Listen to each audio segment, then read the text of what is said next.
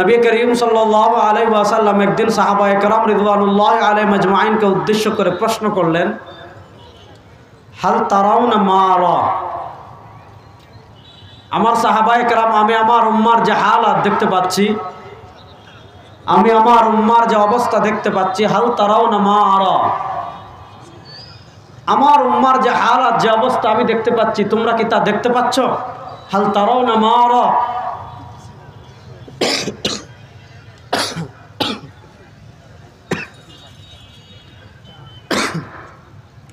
साहबा एकराम रिदवानुल्लाहि अलैहिम अजमाइन जवाब दिलेन, ला या रासूलुल्लाह, আপনি যা দেখবেন আমাদের পক্ষে তা দেখা সম্ভব না। কেন?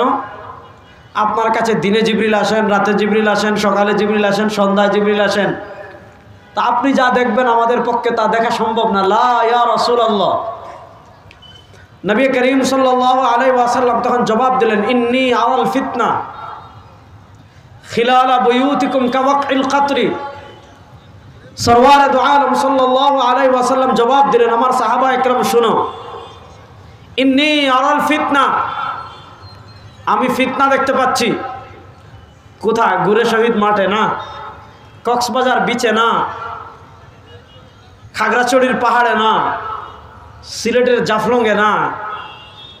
সরওয়ারে দু আলম সাল্লাল্লাহু আলাইহি ওয়াসাল্লাম বলেন, ইন্নী আরাল ফিতনা খিলালা বুয়ুতিকুম, আমি ফিতনা দেখতে পাচ্ছি তোমাদের ঘরে ঘরে ঘরে ঘরে। কার মতো? কাওয়াকিল কাতরি। এই উম্মার এমন কোনো ঘর বাকি থাকবে না, এই উম্মার এমন কোনো এলাকা বাকি থাকবে না, এই উম্মার এমন কোনো বসতি বাকি থাকবে না। এই উম্মা যেখানেই থাকবে, সরওয়ার দু আলম সাল্লাল্লাহু আলাইহি ওয়াসাল্লাম বলেছেন, ইন্নী আরাল ফিতনা খিলালা বুয়ুতিকুম কাওয়াকিল কাতরি, আমি দেখতে পাচ্ছি এই উম্মার ঘরে ঘরে ঘরে ঘরে বৃষ্টি আসবে, ফিতনা আসবে। কার মতো? কাওয়াকিল কাতরি, বৃষ্টির ফোঁটার মতো। আপনারা দেখবেন যখন বৃষ্টি পড়া শুরু হয়, এক ফোঁটা বৃষ্টির পরে আরেক ফোঁটা বৃষ্টি পড়তে দেরি হয় না, আরেক ফোঁটা বৃষ্টির পরে আরেক ফোঁটা বৃষ্টি পড়তে দেরি হয় না। আপনি যখন দেখবেন বৃষ্টি পড়া শুরু হয়, 1 মিনিট যদি বৃষ্টি পড়ে, কত ফোঁটা বৃষ্টি পড়েছে আপনি গুণে শেষ করতে পারবেন না। যদি 5 মিনিট বৃষ্টি পড়ে, কত ফোঁটা বৃষ্টি পড়েছে আপনি গুণে শেষ করতে পারবেন না।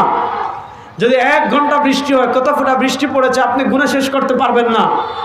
বৃষ্টি পড়া যখন শুরু হয়, সেকেন্ডে কত ফোঁটা বৃষ্টি পড়ে গুণে শেষ করতে পারবেন না। সরওয়ারে দু আলম সাল্লাল্লাহু আলাইহি ওয়াসাল্লাম বললেন, সরওয়ারে দু আলম সাল্লাল্লাহু আলাইহি ওয়াসাল্লাম বললেন, সরওয়ারে দু আলম সাল্লাল্লাহু আলাইহি ওয়াসাল্লাম বললেন, ইন্নী আরাল ফিতনা খিলালা বুয়ুতিকুম কাওয়াকিল কাতরি। শোনো, 1 ফোঁটা বৃষ্টির পরে আরেক ফোঁটা বৃষ্টি পড়তে যেমন দেরি হয় না, এই উম্মার উপর এমন একটা হালাত আসবে, এই উম্মার উপর এমন একটা অবস্থা আসবে, এই উম্মার উপর এমন একটা সময় আসবে। সরওয়ারে দু আলম সাল্লাল্লাহু আলাইহি ওয়াসাল্লাম বলেন, বৃষ্টি যেমন 1 ফোঁটার পর আরেক ফোঁটা পড়তে দেরি হয় না, এক ফিতনা আসবে, উম্মা এই ফিতনা মোকাবেলা করার আগেই আরেকটা আসবে, ওইটা শেষ না হতেই আরেকটা আসবে, ওইটা শেষ না হতেই আরেকটা আসবে, ওইটা শেষ হতেই না হতেই আরেকটা আসবে, ওইটা শেষ না হতেই আরেকটা আসবে। অর্থাৎ উম্মাকে চতুর্দিক থেকে ফিতনা ঘিরে নিবে। আসেন, ইমাম বুখারী রাহমাতুল্লাহ আলাইহি সহিহ বুখারীতে একটা হাদিস এনেছেন। ইমাম ইবনে জারীর তাবরী রাহিমাহুল্লাহ তাফসীর ইবনে জারীর তাবরীতে একটা হাদিস এনেছেন। সাইয়্যিদুনা হযরত আব্দুল্লাহ ইবনে মাসউদ রাদিয়াল্লাহু তাআলা থেকে বর্ণিত হয়েছে। হাদিসটা খুব ভালো করে বুঝবেন। সাইয়্যিদুনা হযরত আব্দুল্লাহ ইবনে মাসউদ রাদিয়াল্লাহু তাআলা থেকে সহিহ বুখারীতে এসেছে। ইমাম ইবনে জারীর তাবরী তাফসীর ইবনে জারীর তাবরীতে বর্ণনা করেছেন। হাদিসটা কি? আন্না রাসূলুল্লাহ সাল্লাল্লাহু আলাইহি ওয়াসাল্লাম খাত্তা খাত্তান, আমার দিকে তাকান। আন্না রাসূলুল্লাহ সাল্লাল্লাহু আলাইহি ওয়াসাল্লাম খাত্তা খাত্তান ওয়া ক্বালা হাযা সিরাতুম মুস্তাকিম সুম্মা খাত্তা আন ইয়ামিনিহি খুতুতা ওয়া আন শিমালিহি খুতুতা ওয়া ক্বালা ফাফি রাসি কুল্লি তরিকিন শাইতান ইয়াদউ আন-নাস ইলা নারি জাহান্নাম। সরওয়ারে দু আলম সাল্লাল্লাহু আলাইহি ওয়াসাল্লাম, আমরা যেমন এখানে বসে আছি, সরওয়ারে দু আলম সাল্লাল্লাহু আলাইহি ওয়াসাল্লাম একদিন সাহাবায়ে কেরাম রিদওয়ানুল্লাহি আলাইহিম আজমাইনকে নিয়ে বসে আছেন। সাহাবায়ে কেরাম রিদওয়ানুল্লাহি আলাইহিম আজমাইনকে নিয়ে যখন তিনি বসে আছেন, তখন তিনি কি করেছেন? আন্না রাসূলুল্লাহ সাল্লাল্লাহু আলাইহি ওয়াসাল্লাম খাত্তা খাত্তা, আল্লাহ নবী সাল্লাল্লাহু আলাইহি ওয়াসাল্লাম এই ধরনের একটা সুজা ডাক দিয়েছেন। এই যেমন পিলার একদম সোজা, এই পিলারের লাইন একদম সোজা। আল্লাহ নবী সাল্লাল্লাহু আলাইহি ওয়াসাল্লাম মাটিতে একদম একটা পিলার এরকম দাগ দিয়েছেন, দাগ দিয়ে বলেন ফাহাদা সিরাতুম মুস্তাকিম। আমার উম্মত শুনে যে সোজা পথ, ফাহাদা সিরাতুম মুস্তাকিম, এই সোজা পথটাই হলো জান্নাতের পথ। না সুবহানাল্লাহ বাড়িতে কে বলবেন? এরপর নবী করিম সাল্লাল্লাহু আলাইহি ওয়াসাল্লাম কাজ শেষ না, সুম্মা খাত্তা আন ইয়ামিনিহি খুতুতা। সরওয়ার দু আলম সাল্লাল্লাহু আলাইহি ওয়াসাল্লাম এই সোজা পথের ডানে আরো অনেকগুলো পথ দিয়েছেন। ওয়া আন শিমালিহি খুতুতা, সরওয়ার দু আলম একটা পথ দিয়েছেন সোজা, বলেছেন ফাহাদা সিরাতুম মুস্তাকিম, এই সোজা পথ এটা জান্নাতের পথ। এরপরে এই সোজা পথের ডানে আরো অনেকগুলো পথ দিয়েছেন। সুম্মা খাত্তা আন ইয়ামিনিহি খুতুতা, নবী করিম সাল্লাল্লাহু আলাইহি ওয়াসাল্লাম সোজা পথের ডানে অনেকগুলো পথ দিয়েছেন। ওয়া আন শিমালিহি খুতুতা, সোজা পথের বামে অনেকগুলো পথ দিয়েছেন। এই ডানে বামে যত পথ দিয়েছেন নবী করিম সাল্লাল্লাহু আলাইহি ওয়াসাল্লাম ওই প্রত্যেকটা পথের ব্যাপারে বলেন আমার উম্মাহ শুনো, ফাফি রাসি কুল্লি তরিকিন শাইতান ইয়াদউ আন-নাস ইলা নারি জাহান্নাম। এই সোজা পথের ডানে বামে যত পথ তৈরি হবে, এই সোজা পথের ডানে বামে যত মত তৈরি হবে, ফাফি রাসি কুল্লি তরিকিন শাইতান, এই প্রত্যেক পথের মাথায় বসে আছে এক একটা শয়তান। ইয়াদউ আন-নাস ইলা নারি জাহান্নাম, জান্নাতের পথের ডান থেকে শয়তান আপনাকে জাহান্নামের দিকে ডাকবে, জান্নাতের পথের বাম থেকে শয়তান আপনাকে জাহান্নামের দিকে ডাকবে। তাহলে এই হাদিস থেকে আমরা কি বুঝলাম? পথ অনেক তৈরি হবে, রাস্তা অনেক তৈরি হবে, প্রত্যেক পথ অনেক পথ তৈরি হবে। এই সব পথ জান্নাতের পথ না, জান্নাতের পথ হবে মাত্র একটা। আর ওই জান্নাতের পথের ডানে বামে যত পথ তৈরি হবে, সেটা যে ইসলামের নামে আসুক না কেন, আধুনিক ইসলামের নামে আসুক না কেন, স্মার্ট ইসলামের নামে আসুক না কেন, ডিজিটাল ইসলামের নামে আসুক না কেন, মডার্ন ইসলামের নামে আসুক না কেন, যদি ওই পথ জান্নাতের পথের ডানে বামে হয়, বুঝতে হবে ওই পথ কখনো জান্নাতের পথ না, ওই পথ জাহান্নাম এবং শয়তানের পথ। এবার প্রশ্ন হলো শয়তানের পথ আপনি কেমনে বুঝবেন? কথা ভালো করে বুঝেন, দুনিয়াতে কেউ এটা বলবে না যে আপনার তার পথ জাহান্নামের পথ। বাংলাদেশের কুখ্যাত এক মুশরিক ছিল, তার নাম দেওয়ানবাগী ছিল, কি ছিল না? সে বলছে জান্নাতে নবীর মেয়ে ফাতেমাকে সে বিয়ে করবে। নাউজুবিল্লাহ পড়েন। তার আকীদা কি জানেন? দেওয়ানবাগীর লকব হলো মুহাম্মদী, ইসলামের পুনর্জীবন দানকারী। দেওয়ানবাগীর আকীদা হলো আল্লাহ নবী সাল্লাল্লাহু আলাইহি ওয়াসাল্লামের ইন্তেকালের পরে পৃথিবীতে ইসলাম মরে গিয়েছিল, আর 1400 বছর পরে এসে এই পুটকা পেটমুড়া শয়তান গোলাম আহমদ কাদিয়ানি সে মরা ইসলামকে আবার জীবিত করছে। আপনি দেওয়ানবাগীকে জিজ্ঞাসা করেন, নবী বলেছেন সোজা পথ এটা জান্নাতের পথ, এটা কোনটা? সে বলবে তারটা। আমাদের দেশে এরকম কিছু খবিস ইবলিস আছে না নাই, যারা মাজারে গাঞ্জা খাইতে খাইতে খাইতে খাইতে দাঁতে গাজার দাগ পড়ে গেছে, আছে না নাই? নামাজ নাই, রোজা নাই, হজ নাই, যাকাত নাই, তাকওয়া নাই, তাহারত নাই, মারিফতের নামে শরীয়ত বিবর্জন করে, শরীয়ত বিসর্জন দিয়ে যারা নারী পুরুষ এক হয়ে নাচানাচি করে, তাকওয়া নাই, তাহারত নাই, পর্দা নাই, ওযু নাই, গোসল নাই, গাঞ্জা খেতে খেতে খেতে খেতে শরীর থেকে কুত্তার গন্ধ আসে, ওই খবিসদেরকে জিজ্ঞাসা করবেন জান্নাতের পথ কোনটা? সে বলবে তারটা। বলবে না? আমাদের দেশে একদল বেরিয়েছে এখন হিজবুত তাওহীদ, আছে না নাই? আপনি হিজবুত তাওহীদের জিগাইবেন, হিজবুত তাওহীদ তো শুধু এটা বলে তারপর জান্নাত, এটা শুধু বলে না, তারা বলে দুনিয়াতে তারা মুসলিম আর বাকি সবাই কাফের। তা আপনি হিজবুত তাওহীদকে জিজ্ঞেস করেন জান্নাতের পথ কোনটা? সে বলবে তাদেরটা। আপনি আট্রসিকে জিজ্ঞেস করেন জান্নাতের পথ কোনটা? বলবে তাদেরটা। আপনি লামাসাবিদেরকে জিজ্ঞাসা করেন জান্নাতের পথ কোনটা? তারা বলবে তাদেরটা। আপনি আমাকে জিজ্ঞাসা করেন জান্নাতের পথ কোনটা? আমি বলবো আমারটা। আপনি জামাতে ইসলামকে জিজ্ঞাসা করেন জান্নাতের পথ কোনটা? তারা বলবে তাদেরটা। আপনি মাইজ ভান্ডারি, যারা বাবা ভান্ডারির গান গায়, তাদেরকে জিজ্ঞাসা করেন জান্নাতের পথ কোনটা? তারা বলবে তাদেরটা। আপনি আট্রসিকে জিজ্ঞেস করেন কোনটা, তারা বলবে তাদেরটা। প্রশ্ন হলো, নবী বলেছেন জান্নাতের পথ তো একটা, আর জান্নাতের পথের ডানে বামে যত পথ তৈরি হবে সব হবে জাহান্নামের পথ। এবার প্রশ্ন হলো, কেউ তো এই কথা বলবে না আমার পথ জাহান্নামের পথ। यार बात ये है आप कैसे तारुफ करें যে इस तरीक जन्नत के है और सब तरीक जहन्नम के है।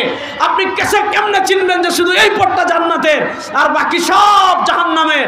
দেখেন আল্লাহ জান্নাতের পথের সন্ধান দিতে গিয়ে কোরআনে বলেছেন তুমি জান্নাতের পথ কেমনে চিনবা?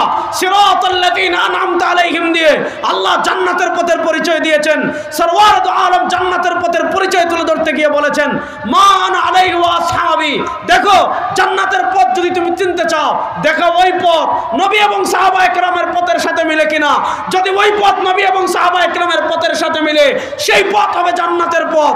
যারা এমন পথ দেখায় যেই পথ সাহাবায়ে কেরামের সাথে মিলে না, যেই পথ সাহাবায়ে কেরামকে ওভারটেক করে ফেলে, যেই পথ সাহাবায়ে কেরামের সমালোচনা শেখায়, যেই পথ সাহাবায়ে কেরাম থেকে বেশি হাদিস শেখায়, ওই পথ কখনো জান্নাতের পথ হতে পারে না, জাহান্নামের পথ।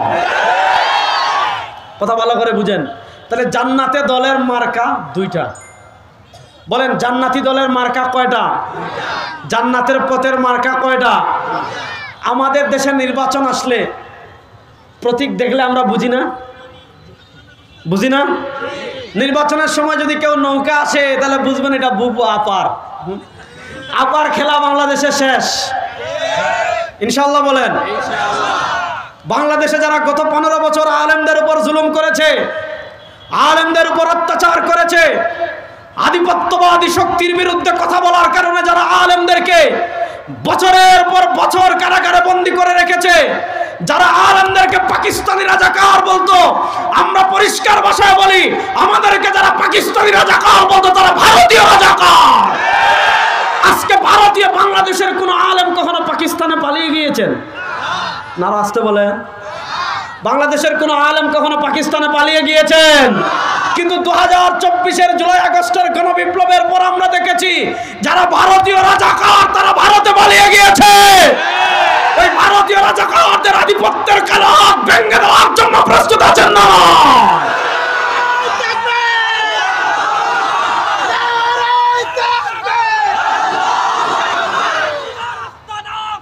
শোনেন মুসলমান, একটা কথা ভালো করে বলি, আমরা বাংলাদেশের 14 কোটি মুসলমান, আমরা পৃথিবীর কোন আধিপত্যবাদকে ভয় পাই? কথা কয় না। আমরা পৃথিবীর কোন পরাশক্তিকে ভয় পাই? দেখেন এই যুগ মুসলমানদের সবচেয়ে কষ্টের যুগ। তারপরে আমি সব জায়গায় বলি শুনেন, গত 100 বছর আমরা মার খেয়েছি, আর এই 100 বছর মার দিব ইনশাআল্লাহ। ইনশাআল্লাহ বলেন। গত 100 বছর পৃথিবীর প্রান্তে প্রান্তে মুসলমানরা পরাজিত হয়েছে, আর এই 100 বছর মুসলমান বিজয় লাভ করবে ইনশাআল্লাহ। ইনশাআল্লাহটা বলেন। শুনেন মুসলমান, আমাদের মানচিত্র ছোট হতে পারে, আমরা সংখ্যায় কম হতে পারি, আমাদের অস্ত্র কম থাকতে পারে, আমাদের সৈন্য কম থাকতে পারে, আমরা তো সেই জাতি। বদরের গল্প শোনাচ্ছি না, উহুদের গল্প শোনাচ্ছি না, খন্দকের গল্প শোনাচ্ছি না, ইয়ারমুকের গল্প শোনাচ্ছি না, কাদেসিয়ার গল্প শোনাচ্ছি না। এই শতাব্দীতে এসে যখন আমাদের খিলাফা নাই, যখন আমাদের জাতিসংঘ নাই, যখন আমাদের সুপার পাওয়ার কোনো শক্তি নাই, যখন আমাদের পারমাণবিক অস্ত্র নাই, যখন আমাদের পক্ষে দাঁড়ানোর মতো কেউ নাই, ওই যুগে এসো আফগানিস্তানে আমরা আমেরিকাকে পরাজিত করেছি, সিরিয়ায় আমরা রাশিয়াকে পরাজিত করেছি, আমরা ইনশাআল্লাহ হামাস, আমাদের ফিলিস্তিনের মুজাহিদরা ইসরায়েলকে পরাজিত করবে ইনশাআল্লাহ। আমরা 14 কোটি মুসলমান বাংলাদেশে আছি। ভারতের আধিপত্যবাদ যদি আমাদের মানচিত্রের দিকে হাত বাড়ায়, ভারতের কালো হাত ভেঙে দেওয়ার জন্য প্রস্তুত আছেন না?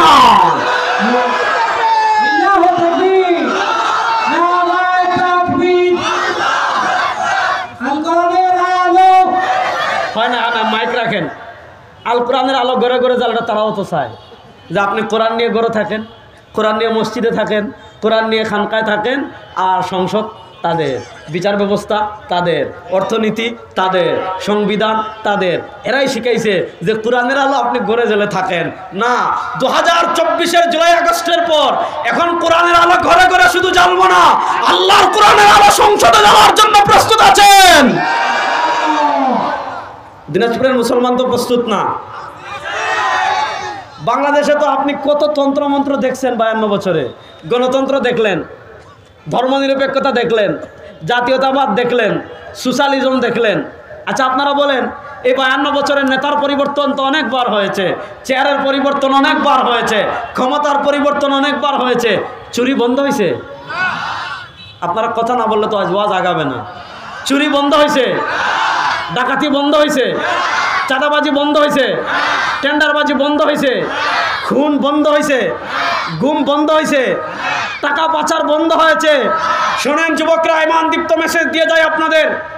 বাংলাদেশে আমরা সব তন্ত্রমন্ত্র দেখে ফেলেছি, বাংলাদেশের ডেমোক্রেসি দেখে ফেলেছি, জাতীয়তাবাদ দেখে ফেলেছি, ধর্মনিরপেক্ষতা দেখে ফেলেছি।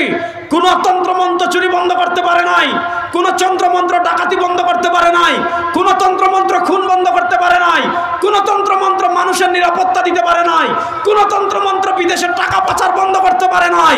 14 কোটি মুসলমান দীপ্ত শপথ নেন, সব তন্ত্রমন্ত্রের খেলা বাংলাদেশে শেষ হয়ে গিয়েছে। এবার কোরআনের বাংলাদেশ, ইসলামের বাংলাদেশ গড়ার জন্য প্রস্তুত আছেন না?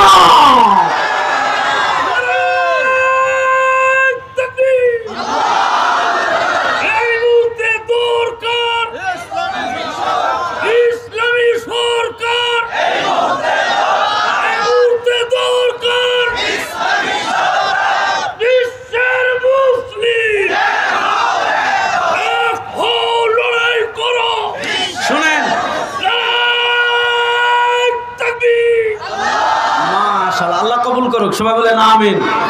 আগে বলতেন হুজুররা আপনারা, এখন এটা বলতেন না আগে। এখন যদি বাংলাদেশের সব ইসলামী রাজনীতিবিদ, সব দল, সব নেতারা এক মঞ্চে এসে আপনাদেরকে ডাক দেন, সংসদে কোরআনের আলো জ্বালবো, কারা কারা রেডি আছেন দেখি তো ইনশাআল্লাহ? রেডি আছেন তো ইনশাআল্লাহ? যারা আমাদের সামনে গত 15 বছর খেলতে চাইছিল তারা কিন্তু পারে নাই, পলায়ন করেছে। এখন আমাদের চূড়ান্ত খেলা শুরু হবে বাংলাদেশে, কোরআন বিজয়ের খেলা ইনশাআল্লাহ। ইসলাম বিজয়ের খেলার জন্য প্রস্তুত আছি তো সবাই ইনশাআল্লাহ? আল্লাহ সবাইকে কবুল করুক, সবাই বলেন আমিন। তাহলে মূল আলোচনা হারানো যাবে না। জান্নাতে দলের প্রতীক কয়টা? মূল আলোচনা মনে রাখতে হবে, জান্নাতি দলের প্রতীক কয়টা? আমরা যেমন প্রতীক দেখলে বুঝি, নৌকা দেখলে বুঝি বুবু, ধানের শীষ দেখলে বুঝি বিএমপি, হাত পাকা দেখলে বুঝি ইসলামী আন্দোলন, রিক্সা দেখে বুঝি বাংলাদেশ খেলাফত মজলিস। তা এমন প্রতীক আছে না নাই? আল্লাহ নবী সাল্লাল্লাহু আলাইহি ওয়াসাল্লাম জান্নাতি দলের কোনো নাম বলেন নাই। হানাফি হলে জান্নাতি না বলেন নাই, লামাযাবি হলে জান্নাতি না বলেন নাই, হিজবুত তাওহীদ হলে জান্নাতি না বলেন নাই, দেওবন্দি হলে জান্নাতি না বলেন নাই, আটরশি হলে জান্নাতি না বলেন নাই। আল্লাহ নবী সাল্লাল্লাহু আলাইহি ওয়াসাল্লাম জান্নাতি দলের 2টা প্রতীক দিয়েছেন। প্রতীক নাম্বার 1 মান আলাইহি, যাদের আকীদা নবী করিম সাল্লাল্লাহু আলাইহি ওয়াসাল্লামের আকীদার সাথে মিলবে, যাদের আমল নবী করিম সাল্লাল্লাহু আলাইহি ওয়াসাল্লামের আমলের সাথে মিলবে, যাদের আদর্শ নবী করিম সাল্লাল্লাহু আলাইহি ওয়াসাল্লামের আমলের সাথে মিলবে। প্রতীক নাম্বার 1 নবী। প্রতীক নাম্বার 2 ওয়া আসহাবি, যাদের আকীদা সাহাবায়ে কেরামের আকীদার সাথে মিলবে, যাদের আদর্শ সাহাবায়ে কেরামের আদর্শের সাথে মিলবে, যাদের আমল সাহাবায়ে কেরামের আদর্শের সাথে মিলবে, তারাই হবে জান্নাতি। আপনি হাদিস যদি সাহাবায়ে কেরাম থেকে বেশি বুঝেন, আপনি যদি রাজনীতি নবী এবং সাহাবায়ে কেরাম থেকে বেশি বুঝেন, আপনি যদি ইশক রাসূল নবী এবং সাহাবায়ে কেরাম থেকে বেশি বুঝেন, এটা জান্নাতের ইসলাম, এটা শয়তানের ইসলাম। তাহলে বলেন জান্নাতি দলের প্রতীক 2টি। বলেন জান্নাতি দলের প্রতীক কয়টি? সবাই হাত তুলে বলেন জান্নাতি দলের প্রতীক কয়টি? বলেন 1 নাম্বার নবী, নবী সাহাবী। বলেন নবী সাহাবী। জান্নাতি দলের প্রতীক কয়টি? কি কি? নবী সাহাবী। আমাদের দেশে যত দ্বন্দ্ব, নামাজ নিয়ে দ্বন্দ্ব, রোজা নিয়ে দ্বন্দ্ব, হজ নিয়ে দ্বন্দ্ব, যাকাত নিয়ে দ্বন্দ্ব, সামনে রমজান আসতেছে, তারাবি নিয়ে দ্বন্দ্ব, ঠিক না বেঠিক? এই সব দ্বন্দ্বের মূল কারণ হলো আমরা আগে মূলনীতি ঠিক করতে পারি না। আমি এতটুকু আপনাদেরকে বললাম জান্নাতি দলের মাপকাঠি কয়টি? নবী এবং সাহাবী। এবার আমি আপনাদেরকে একটা উদাহরণ দিই, ভালো করে বুঝেন। ঈমানের পর ইসলাম ধর্মের সবচেয়ে বড় ইবাদতের নাম নামাজ। বলেন ঈমানের পর ইসলাম ধর্মের সবচেয়ে বড় ইবাদতের নাম নামাজ। আপনি যেভাবে মন চায় এভাবে পড়লে হবে না? হবে? নবী করিম সাল্লাল্লাহু আলাইহি ওয়াসাল্লাম নামাজের ক্ষেত্রে নির্দেশনা আমাদেরকে কি দিয়েছেন? সল্লু কামা রাআইতুমুনি উসাল্লি, সল্লু কামা রাআইতুমুনি উসাল্লি। নামাজ পড়ো ওইভাবে যেভাবে পড়তে দেখেছো আমাকে। মনোযোগ। রুকু করো ওইভাবে যেভাবে রুকু করতে দেখেছো আমাকে। সিজদা করো ওইভাবে যেভাবে সিজদা করতে দেখেছো আমাকে, তাসবিহ পড়ো ওইভাবে যেভাবে তাসবিহ পড়তে দেখেছো আমাকে, হাত তুলো ওইভাবে যেভাবে তুলতে দেখেছো আমাকে, হাত বাঁধো ওইভাবে যেভাবে বাঁধতে দেখেছো আমাকে, আমিন বলো ওইভাবে যেভাবে বলতে দেখেছো আমাকে, তারাবি পড়ো ওইভাবে যেভাবে পড়তে দেখেছো আমাকে, বিতির পড়ো ওইভাবে যেভাবে পড়তে দেখেছো আমাকে। আপনি আপনার বাপের পদ্ধতিতে নামাজ পড়লে হবে না, আপনার দাদার পদ্ধতিতে নামাজ পড়লে হবে না, আপনার শায়েখের পদ্ধতিতে নামাজ পড়লে হবে না। প্রশ্ন হলো আপনি নামাজ পড়বেন কিভাবে? সরওয়ারে দু আলম সাল্লাল্লাহু আলাইহি ওয়াসাল্লাম নিজেই বলছেন, সরওয়ারে দু আলম সাল্লাল্লাহু আলাইহি ওয়াসাল্লাম নিজেই বলছেন, সল্লু কামা রাআইতুমুনি উসাল্লি, নামাজ পড়ো ওইভাবে যেভাবে নামাজ পড়তে দেখেছো আমাকে। এবার বলেন নবীর নামাজ দেখেছেন কারা? সাহাবারা। ও আসহাবী নবী কেন বললেন বুঝেন, মনোযোগ। আল্লাহু আকবার, নামাজ শুরু, বুঝেন। আল্লাহু আকবার, নামাজ শুরু। হাত এখানে তুলবো নাকি এখানে নিব, নাকি এখানে নিব, নাকি এখানে নিব? উত্তর সহজ, যেখানে নবী করিম সাল্লাল্লাহু আলাইহি ওয়াসাল্লাম নিয়েছেন আমি হাত এখানে নিব। এবার আল্লাহু আকবার, নামাজ শুরু। আল্লাহ নবী সাল্লাল্লাহু আলাইহি ওয়াসাল্লাম হাত এখানে নিয়েছেন নাকি এখানে নিয়েছেন, নাকি এখানে নিয়েছেন? দেখেছেন কারা? সাহাবারা। মুখ খুলে বলেন আল্লাহু আকবার। ধরবো এখানে, ধরবো নাকি এখানে ধরবো, নাকি এখানে ধরবো? মনোযোগ। আল্লাহু আকবার, ধরবো এখানে ধরবো নাকি এখানে ধরবো, নাকি এখানে ধরবো? উত্তর সহজ, ওইখানে ধরবো যেখানে ধরেছেন নবী করিম সাল্লাল্লাহু আলাইহি ওয়াসাল্লাম। আবার আপনারা বলেন আল্লাহ নবী আল্লাহু আকবার বলে যখন নামাজ শুরু করেছেন এখানে ধরেছেন নাকি এখানে ধরেছেন, নাকি এখানে ধরেছেন? দেখেছেন কারা? মুখ খুলে বলেন আল্লাহু আকবার। হাত বাঁধবো লাগছে মায়ের বাংলাদেশে। আরে ভাই, হাত বান্ধা এটা কোনো বিষয়ই না। আমাদের দেশে একদল আছে, এরা ইসলাম শুধু পায় রবিউল আউয়ালে, রবিউল আউয়ালের বাইরে আর ইসলাম নাই। আর আরেক দল আছে, তাদের ইসলাম শুধু হাত এখানে বাঁধবেন নাকি এখানে বাঁধবেন ওখানে। তাদের ইসলাম শুধু আমিন জুড়ে বলবেন না আস্তে বলবেন সেখানে। তাদের ইসলাম শুধু নামাজের পর মুনাজাত আছে না নাই ওইখানে। তাদের ইসলাম শুধু তারাবি 8 রাকাত না 20 রাকাত ওইখানে। নাস্তিকতাবাদী আন্দোলনে তাদেরকে পাওয়া যায় না, মুরতাদদের বিরুদ্ধে আন্দোলনে তাদেরকে পাওয়া যায় না, দ্বীন প্রতিষ্ঠার আন্দোলনে তাদেরকে পাওয়া যায় না, স্বৈরাচার বিরোধী আন্দোলনে তাদেরকে পাওয়া যায় না, আধিপত্যবাদী ভারতের মোকাবেলায় তাদেরকে পাওয়া যায় না। যে ইসলাম তোমাকে হক কথা বলতে শেখায় না, যে ইসলাম তোমাকে অসত্যের প্রতিবাদ করতে জানায় না, যে ইসলাম নবীর ইজ্জতে তোমাকে রাজপথে দাঁড়ানো শেখায় না, ওই ইসলাম নবীর ইসলাম না, ওই ইসলাম শয়তানের ইসলাম। আপনি একদল আছে ইসলাম খালি পাইছে শুক্রবারে মসজিদে জিলাপি খাওয়া, আর আরেকদল ইসলাম নামাজে হাত এখানে বাঁধবেন না এখানে বাঁধবেন। দূর বেটা, হাতই বাঁধবো না, কি হয়েছে মিটা? ঠিক আছে না? ঠিক আছে। যে এক হুজুর কয় এখানে বাঁধতে, আরেক হুজুর কয় নিচে বাঁধতে। আমি আর যা কোনো হুজুরের সাথেই নাই। হাত নামাজ হবে কি হবে না? আপনি মক্কা মদিনায় গেলে দেখবেন, আমি যখন প্রথম মক্কা মদিনায় গেছি, এমনি তো ফিকহের কিতাবে পড়েছি, ও মা নামাজ আমার বাসে পড়তেছে তারাবির নামাজ।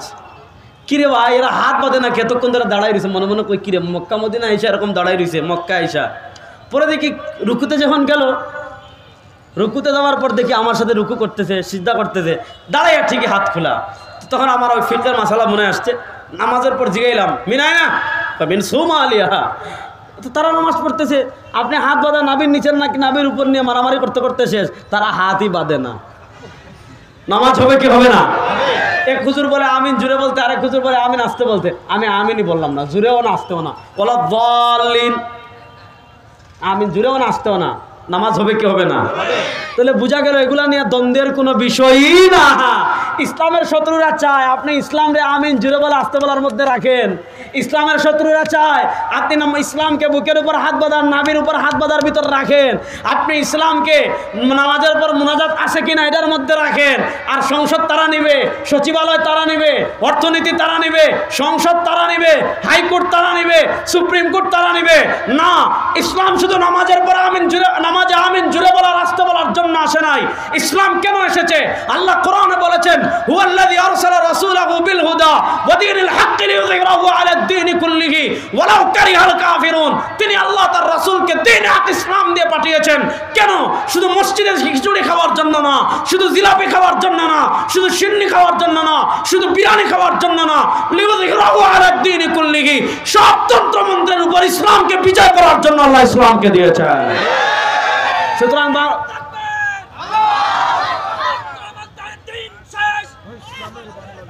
আপনি এমন স্লোগান দিচ্ছেন, তারা কি বলবে এটাও পাইতেছে না।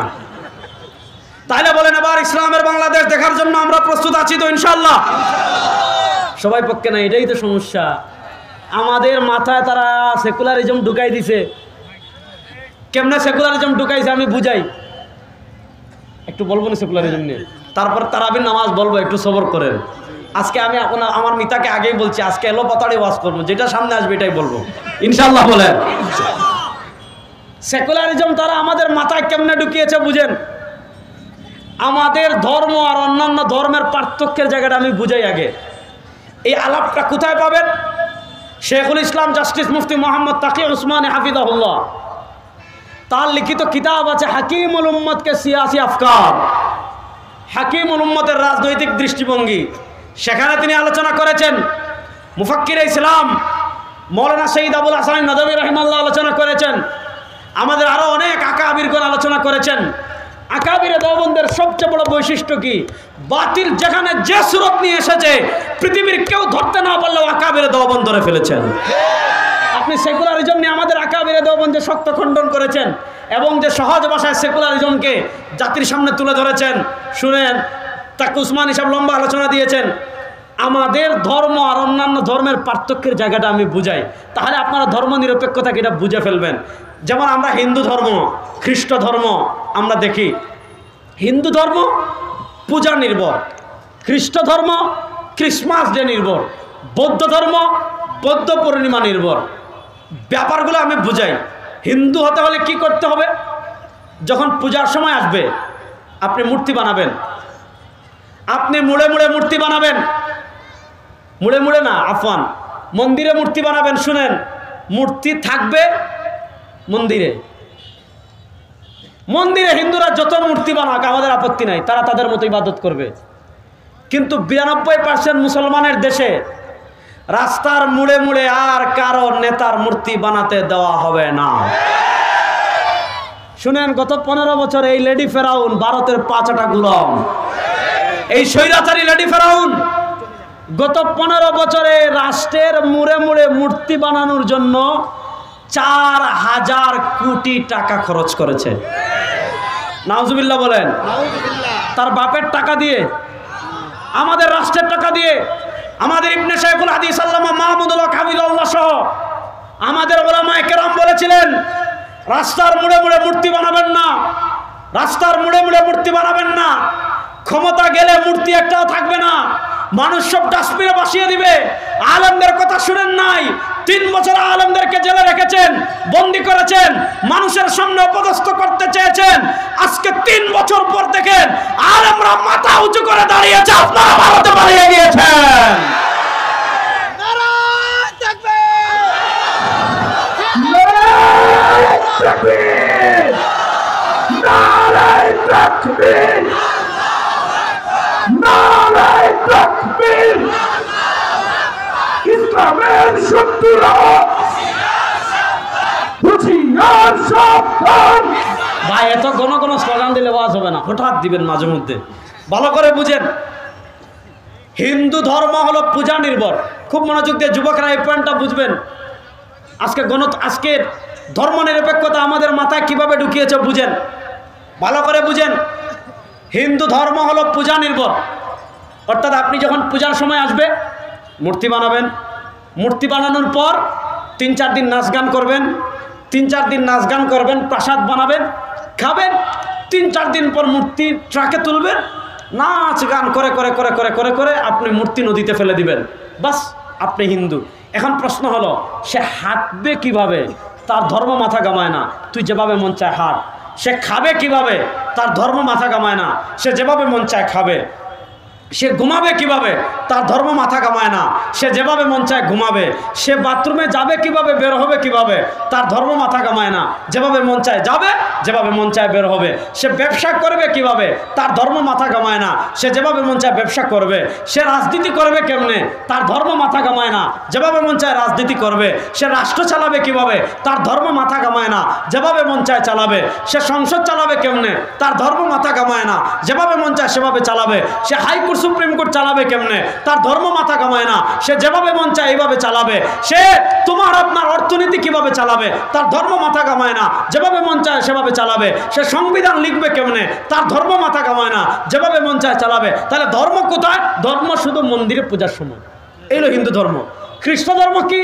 হযরত শেখুল ইসলাম তাকি উসমানী লিখেছেন, হাকিমুল উম্মত মুজাদ্দিদ দ্বীন ও মিল্লাত আল্লামা আশরাফ আলী থানভী রাহিমাহুল্লাহ লিখেছেন, মুফাক্কির ইসলাম মাওলানা সৈয়দ আবুল হাসান নদভী রাহিমাহুল্লাহ লিখেছেন, খ্রিস্ট ধর্ম পরিচালনার একটা মৌলিক মূলনীতি ছিল। খ্রিস্ট ধর্ম পরিচালনার একটা মৌলিক মূলনীতি ছিল কায়সর কায়সর, গির্জা গির্জা। মনোযোগ, আমাদের মসজিদ খ্রিস্টানদের গির্জা। মনোযোগ, আমাদের মসজিদ খ্রিস্টানদের গির্জা। তো খ্রিস্টানদের মৌলিক মূলনীতি ছিল কায়সর কায়সর, গির্জা গির্জা। ধর্ম পালন করতে চাচ্ছেন গির্জা, ব্যক্তি জীবনে ধর্ম পালন করতে চাচ্ছেন গির্জা, ফ্যামিলিতে ধর্ম প্র্যাকটিস করতে চাচ্ছেন গির্জা, একান্তে ধর্ম পালন করতে চাচ্ছেন গির্জা। অর্থাৎ ধর্ম গির্জার মধ্যেই থাকবে। কায়সর কায়সর, রাষ্ট্র রাষ্ট্রের মতোই থাকবে। রাষ্ট্রের আইন কি হবে? গির্জা মাথা কামাবে না। রাষ্ট্রের সংবিধান কি হবে? গির্জা মাথা কামাবে না। রাষ্ট্রের সংসদ কেমনে চলবে? গির্জা মাথা কামাবে না। রাষ্ট্রের হাইকোর্ট সুপ্রিম কোর্ট কেমনে চলবে? গির্জা মাথা কামাবে না। রাষ্ট্রের সচিবালয় কেমনে চলবে? গির্জা মাথা কামাবে না। রাষ্ট্রের অর্থনীতি কেমনে চলবে? গির্জা মাথা কামাবে না। রাষ্ট্রের বিচার ব্যবস্থা কেমনে চলবে?